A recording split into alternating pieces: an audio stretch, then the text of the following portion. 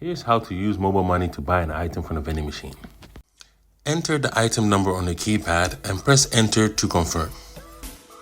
Press confirm on the POS terminal. Choose Pay with MoMo and select your MoMo provider.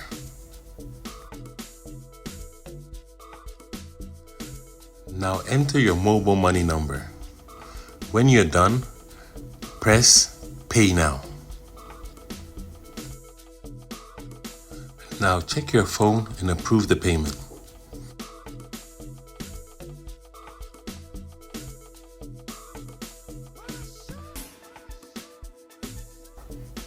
Once the payment is successful, pick up your item from the tray.